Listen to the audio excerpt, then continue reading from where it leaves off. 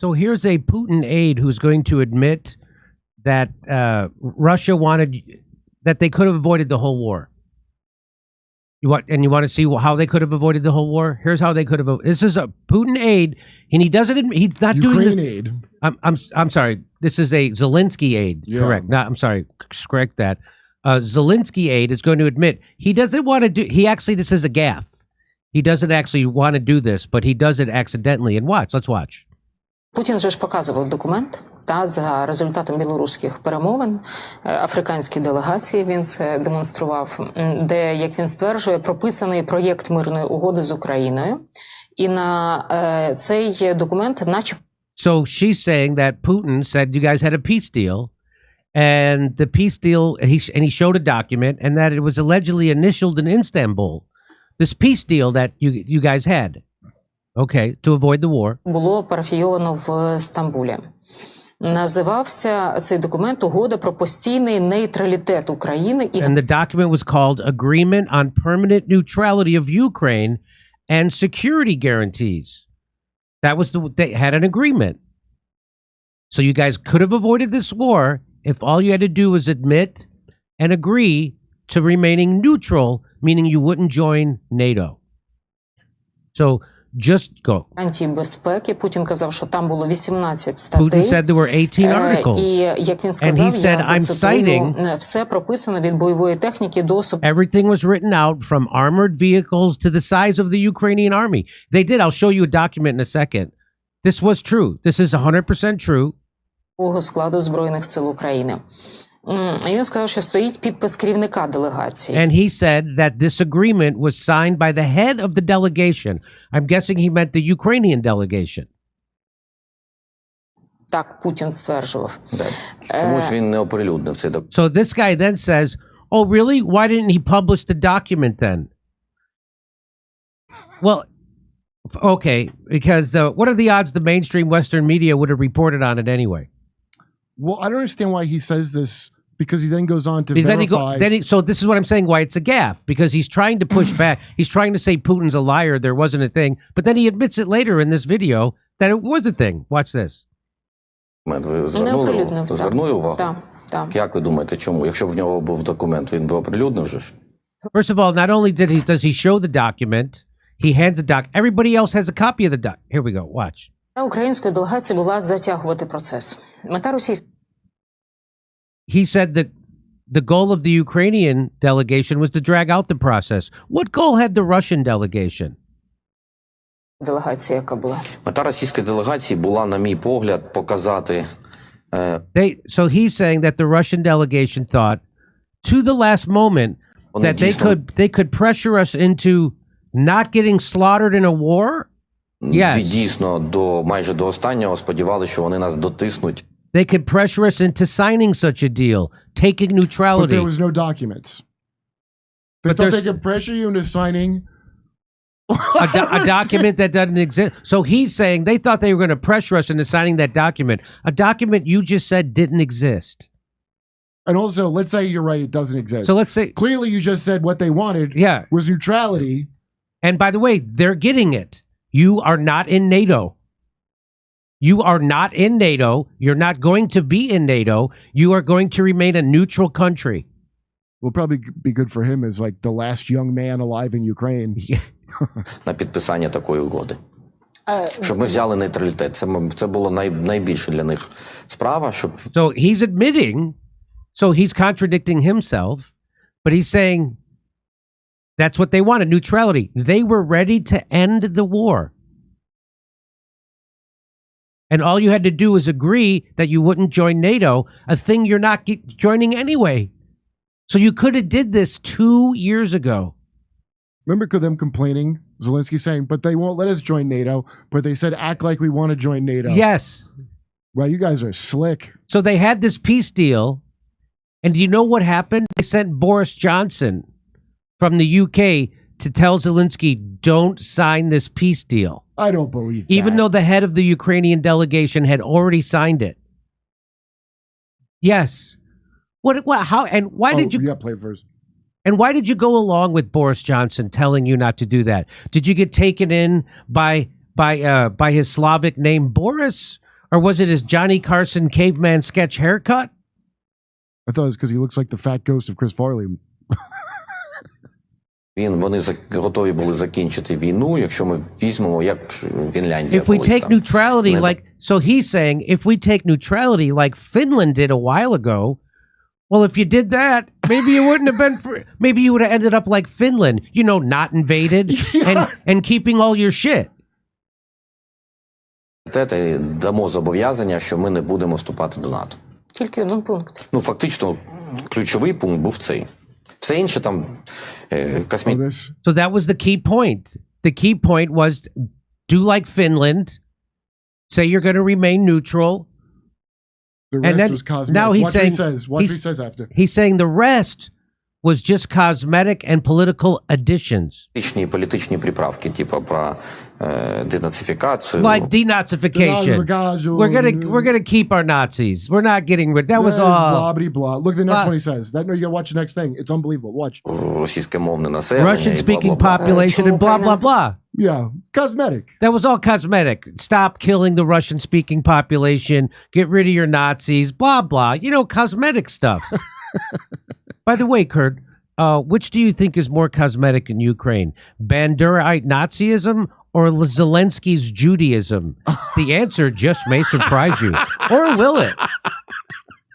Yeah, good thing you guys didn't sign that treaty. It could have really turned out bad for Ukraine. You could have ended up like Finland, alive and intact and shit. They generally miss that one. So what they're saying, what this guy is saying... He's going to say it next. Here it comes. Подивилися на цей пункт. So why did Ukraine not agree to this point? To remain neutral and not join NATO? Ну, по-перше, для того, щоб на цей пункт погодитися. So first to accept it, we'd have to change our constitution. That's a whole pain in the ass. Oh, what a pain in the fucking stutzy. Rather lose 500,000 people. I'd rather lose 500,000. Fuck, you know me, I'm bad at mailing things. Jesus. Треба змінювати Конституцію. Наш шлях до НАТО записаний в Конституції. Because their aspiration to join NATO is apparently written into their constitution. That's a stupid thing to put That's a stupid thing to put in your constitution. How new is this constitution? So basically, this whole thing could have been avoided, but they decided to take the advice of Chris Farley from the UK. Yeah. По-друге, немає Secondly, there was not enough trust to the Russians that they would fulfill everything. I have a real question. Do I just not know about it? Which treaty has Putin broken in this relationship? Every treaty that's been broken has been broken by NATO and Ukraine. Yeah, they go, we shouldn't trust him, but why? There was the Minsk Accord 1, Minsk Accord 2. Guess who broke both of those things? Ukraine and NATO, not Russia and not Putin. Like, there's not any accord. Does anybody know of any accords that Putin broke with the West ever? I know he's a bad man, so you got to get him before he gets you. Right. But when did he actually do that? So we're the ones who kept breaking our word with Russia. We promised when the Berlin Wall fell that we would not advance NATO 1 inch. Well, we've added like 14 countries to NATO. And we were threatening to add Ukraine, which is on the border of Russia. And Russia was never going to stand for that. But NATO, the businessmen who run NATO wanted that to happen. They wanted to have a war that they thought would bleed out Russia and we could sanction them, blow up the gas pipeline, and really screw Russia. What we ended up doing was making Russia way stronger and screwing over Europe and Ukraine and the United States. We drained our treasury for a proxy war that didn't get us anything we thought it would get us. You know what? Putin and Russia are now stronger than they were before the war. They have stronger economic relationships, BRICS. Saudi Arabia started selling oil in other denominations besides the U.S. dollar. Every bad thing that you could even imagine, and things we couldn't even imagine, happened because of this proxy war that the billionaires who run NATO and the United States wanted. It's the exact opposite. And they used asswipes like this as cannon fodder, and they screwed over their country, and they screwed over all of Europe. Wait, can I tell you the worst part of this, Jimmy? Yeah. I don't think this whole thing was very helpful to Israel.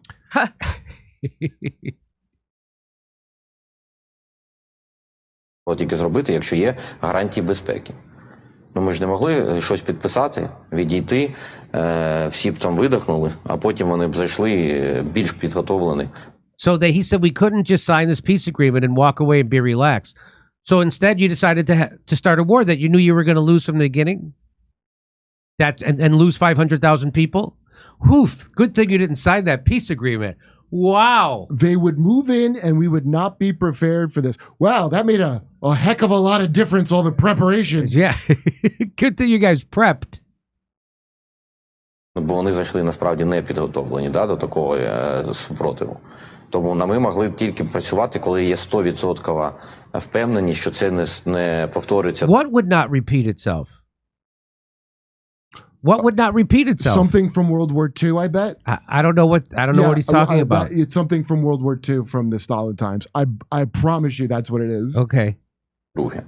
А такої впевненості немає. Більш того, коли ми повернулися зі Стамбулу, приїхав Борис Джонсон до Києва і сказав, що ми взагалі не будемо з ними нічого підписувати.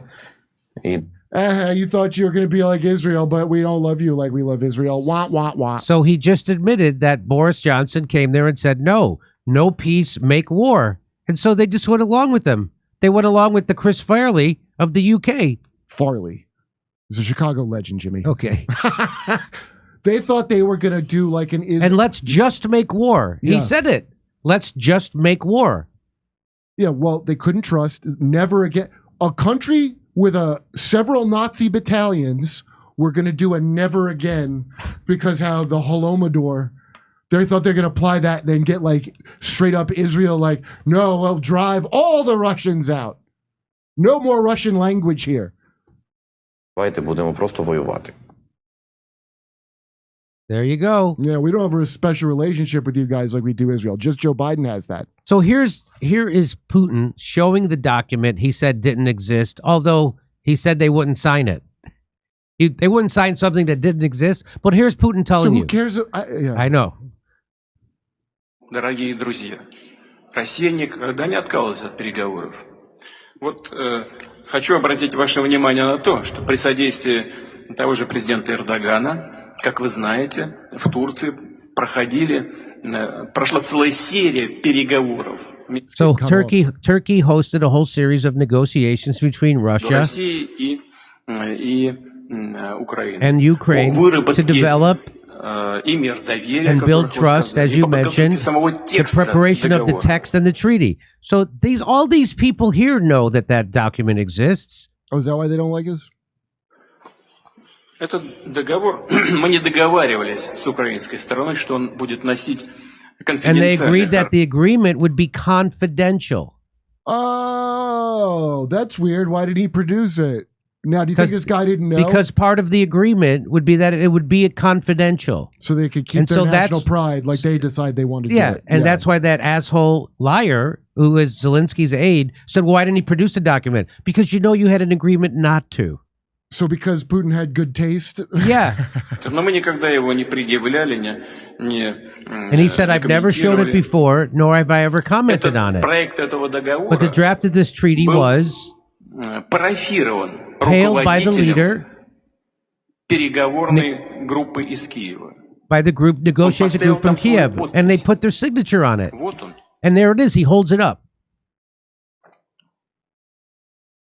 There's the agreement. He holds it up. It exists.